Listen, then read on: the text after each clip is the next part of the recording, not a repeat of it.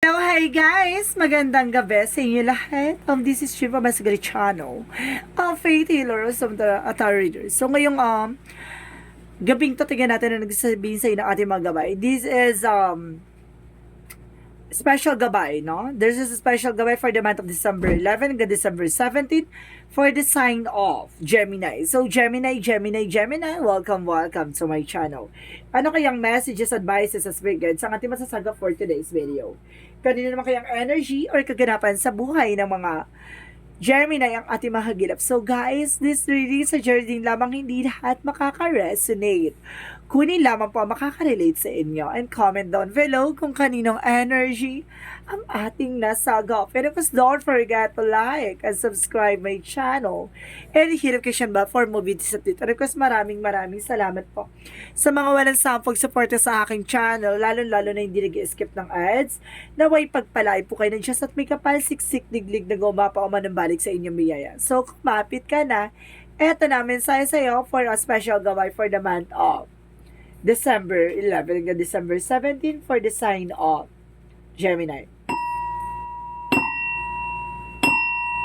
Angel Spirit Messages, bigyan mo ka ng pasabog at bulabog na mensahe para sa kapatid nating diyang Gemini. Angel Spirit, let's give me an information.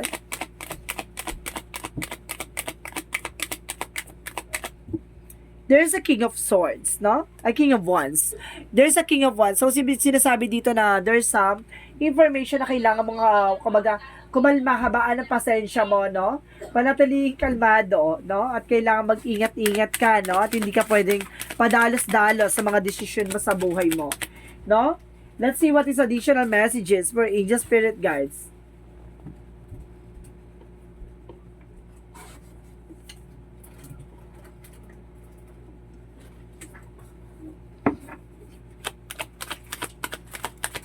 So, there is a page of sword. So, there is an information, no?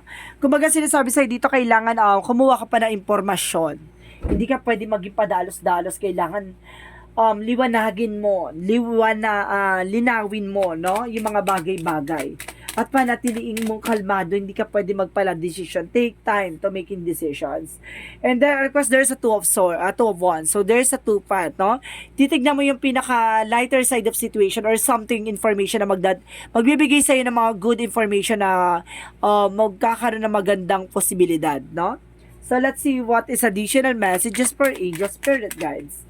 And I guess there's a the Moon card. So, there's a truth reveal na may mga bagay na maglilinaw sa'yo, no? At bibigyan ng kasagutan lahat ng katanungan mo. There's a dream coming true. Maaaring matupad na yung mga bagay-bagay na mga hiniling mo at hiningi mo, no? Sa ating universe. Additional messages. And of course, there is the Knight of Pentacles. So, there is a practicality pagdating sa finances, no? And of course, there's a secure. Kumbaga, magkakaroon dito ng secure na about sa finances mo, kaya kailangan maging aware ka. And of course, there's a higher front, so there's a lesson learned, no? Kumbaga, may mga bagay na kailangan mo matutunan, may mga bagay na kailangan mo malaman, no? And of course, kailangan mong pag-isipan, no? Bago mo, kumbaga, pag-desisyonan. And the Sun card represent of course, the positivities and lighter side of your situation, no? Bibigyan ka ng kaliwanagan dito. At the same time, there's a the Three of Cups. So, there is a third party or something, a celebration coming in for you. Na kumbaga, kailangan mo kumuha ng information. Hindi ka pwedeng haka-haka lang or something. Kailangan kumuha ka ng mas malino pang informasyon. And of course, there's a Two of Wands by the Queen of Swords, no? Tingnan mo yung bigger picture of your situation. Yung sinasabi ko, diba? Kumbaga, kailangan pag-iisipan mo muna, no? Yung mga bagay-bagay. At tingnan mo yung magiging possibilities. Hindi ka pwedeng decision na bahala na kayo ganito, ganyan. Hindi pwedeng ganon. And because there's a King of Pentacles, there's a security, no? Kumbaga, sinisecure na dito yung dreams mo, yung pangarap mo, at magkakaroon ka talaga dito ng truth reveal. So, let's see what is the Knight of Pentacles. And I guess there is a Two of Cups. So, there's a partnership. So, some of you guys na magkakaroon dito ng, kumbaga, secure about sa inyong pagsasama or something sa inyong relasyon, no? Kumbaga, talagang inaalagaan nyo at pinoprotection nyo yung isa't isa. So, let's see what is the Hierophant. Let's see what is the Hierophant. So, there's a Knight of Wands. So, there's a slow and steady. No, matuto ka na. Kasi may mga bagay na pinagdaanan ka dito na kailangan mong pag-isipan. No? At kumbaga na pagdaanan mo na to no? Kailangan mong maging mahinahon. So, let's see what is the King of Wands. And of course, the Sun card. Yung strategy na to na kumbaga control. And the Queen of Wands is the confidence. So, kailangan mo magkaroon ng confidence dito, no? There's the King and the Queen of Wands. So, there's a masculine and feminine energy na kumbaga magbibigay ng clarity dito that confidence is bring to success, no? So, let's see what is the Page of Swords and the Three of Cups. So, there's a Two of Pentacles. So, there's a balance. So, kailangan mo maging balance dito, no? Kailangan mo maging balance pagdating sa finances, career, health, and physical, ganon. And mental. So, let's see what is the Two of Wands and of course the Queen of Swords, no? There's the Knight of Wands. So, there's a slow and steady, no? Panatilihin mong kalmado. Yun nga, sinasabi ko na, kumbaga, there's a final push, no? May mga bagay na kailangan mong ilaban, pero kailangan mo maging maingat at maging mahinahon. And kasi sinasabi dito with the star card. Wow! Guys there's the moon, the sun, and the star. Ibig sabihin dito, naka-line up na yung mga bagay na mangyayari sa'yo. So, ibig sabihin, no, may isa sa katuparan na kailangan mo lang talagang kumalma. No, kalma mo yan, te. Because there's there's the Knight of Pentacles and the Two of Cups. So, there's a Six of Pentacles. So, ibig sabihin dito, there's a give and receiving something by the universe. But it's a partnership, ha? Kumbaga, there's a give and take. So, there's a possible na magtutuloy-tuloy talaga about sa finances sa inyo dahil kumbaga balance kayo, no? So, let's see what is the higher friend of the Queen of Wands. The Knight of Wands. So, there's a devil. Ito yung, kumbaga, temptation, no? Kumbaga, there's a devil energy na, kumbaga, napagdaanan mo na to, parang sinusubo ka dito ng temptation na, kumbaga, sinusubukan kung kakalma ka ba o magiging padalos-dalos ka pa. Parang ganon, parang magti-trigger dito yung pagiging no? Kailangan mahinahon at wag kang magpapadala, no? Sa bugso ng damdamin. So, let's see what is chakra messages. Let's see what is the chakra messages. So, there's a release. So, you need to release that, no? Kailangan mo alisin yan, yung ganyang energy. Kasi there's the sun, the moon, and the sun card that represent the line up is coming to your life, no? Talaga naka-line up na talaga yung mga kaganapan na mangyayari sa'yo, no? Kumbaga, this is the moment na kumbaga ipagkakaloob na ng langit at talaga mararanasan mo na yung bagay na dapat mong maranasan, no? Kumbaga the sun, the moon, and the star represent a line of situations, no? Kumbaga sinasabi sa'yo dito unti-unti na magkakaroon ng enlightenment and of course a clarity sa lahat ng kaganapan that you need to release the negativities, no? And of course sinasabi dito by the fashions, kumbaga kailangan yung mga bagay na ginagawa mo talagang bukal sa loob mo at kailangan kumbaga maging mahinahon ka at huwag kang maging padalos-dalos, no? Kumbaga hindi mo kailangan mag-ura-urada or something magmadali sa sitwasyon, kailangan mo lang pag-isipan at kailangan mo i-clarify at i-klaro lahat ng kaganapan na in a good purpose, no? So, let's see what is the magical fairy messages. And there's an healing, heal, and healer. So, some of you magkakaroon ng healing energy surrounds you and the situation. Ibig sabihin dito, pagagalingin ka sa anumang uri ng karamdaman or something sitwasyon, no? Ibig sabihin dito, nakakaranas ka ng kalugmukan, financial loss, heartbreak, or heartache or something. Kumbaga, about sa pain, no? Sinasabi sa'yo dito, palalakasin ka at patitibayin ka dahil there's a miracle coming in, no? Kumbaga, magkakaroon ng himala with the star card, no? Meron ditong himala. So, let's see what is yin and yang oracle card. Let's see what is the yin and yang oracle card. And of course, sinasabi dito, there's a purpose, no? There's a note more by purpose, no? Alam mo dapat yung purpose mo sabay and there's a trust, the timing, no?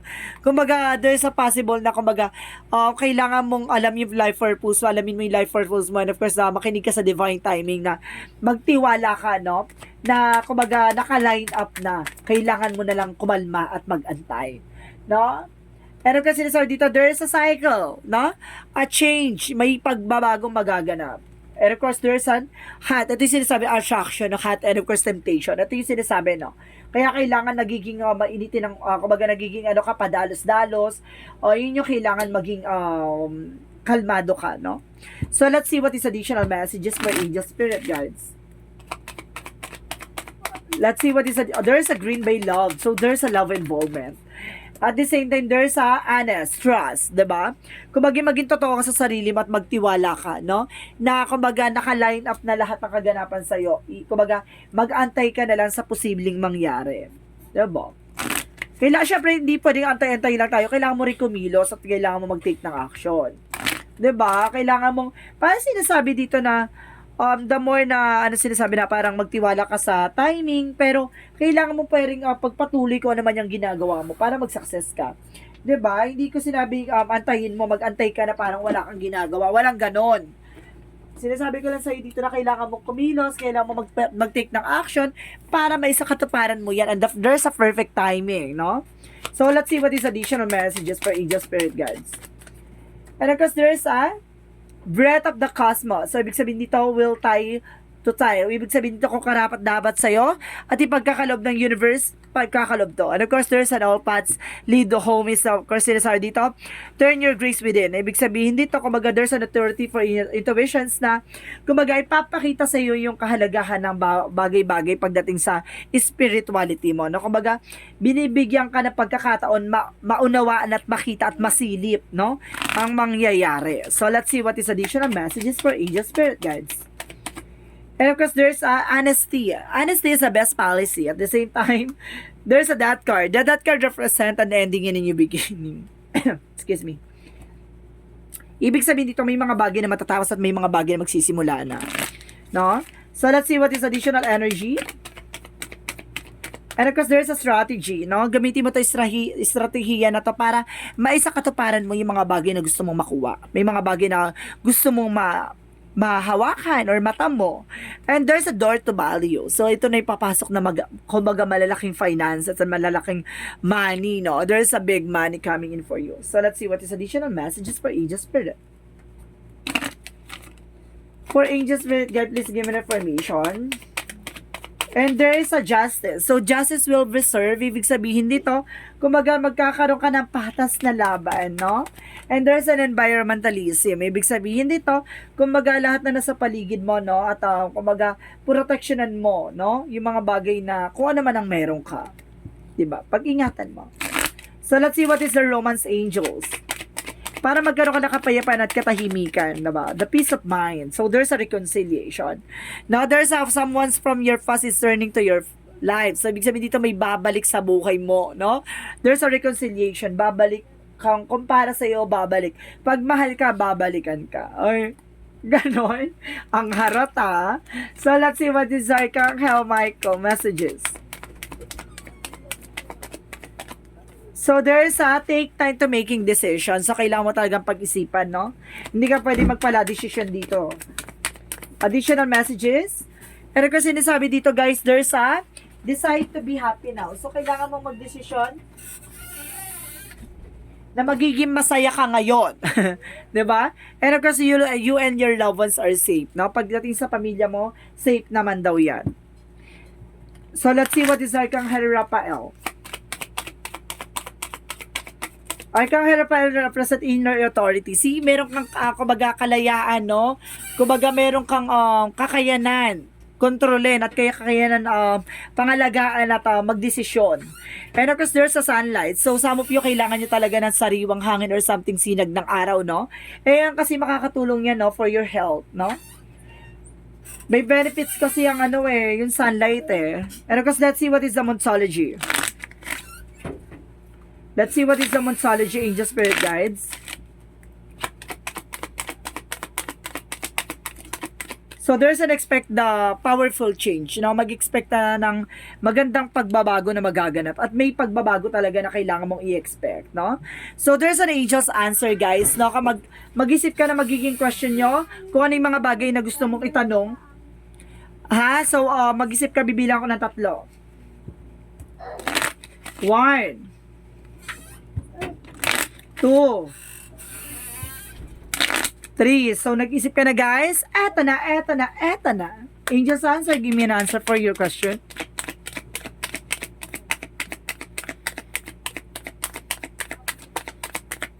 Okay.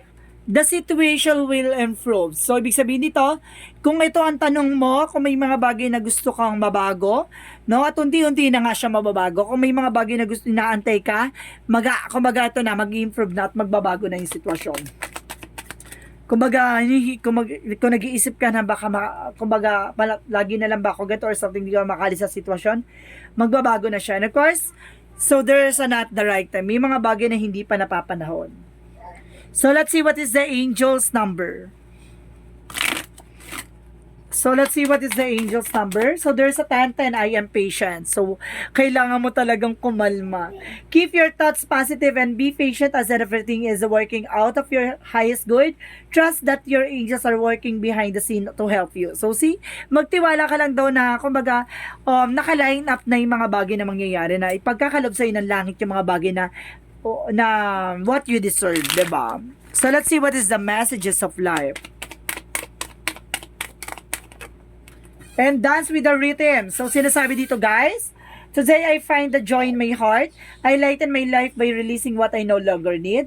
I align myself with who I am. I gently acknowledge who I am not. I am grateful for what I possess. And I am peace with what I do not. I appreciate and accept what I love. Life as it is. I live according to the will of God. In this way, I dance with the life and see the magic of love bloom. So, see? Diba, nagtitiwala ka na yung mga bagay-bagay na nangyayari sa'yo, no? Kumaga in God purpose, no? In God plan. So, sinasabi sa'yo dito na hinahayaan mo na lang, kumbaga, ipagkaloob ng langit, no? There's a magic na magaganap na, kumbaga, may mga bagay na ipagkakaloob sa'yo na hindi mo i-expect na makukuha mo yon. May mga bagay na, kumbaga, hindi mo i-expect na magganun pala ang plano ni God. Kasi there's a magic and there's a miracles. And there's a star represent an hope. No? Kumbaga sinasabi dito na may pag-asa talaga na hindi mo akalaing magaganap. So, magaganap na, kumalma ka lang. So, this is the special gabay for the month of December 11 hanggang December 17 for the sign of Gemini. So, Gemini, maraming salamat for your wonderful reading. So, once again, this is Chin Rodriguez from Maestro Ganda Channel, a faith healer, also mata reader. So, maraming salamat sa mga walang sa pag-suporta sa aking channel. Lalong-lalo na hindi nag-skip ng ads na way pagpalain po kayo na Diyos at may kapal. Siksik, diglig na gumapaman ng balik sa inyo. Maraming salamat po and see you in the next video. Bye-bye and babush!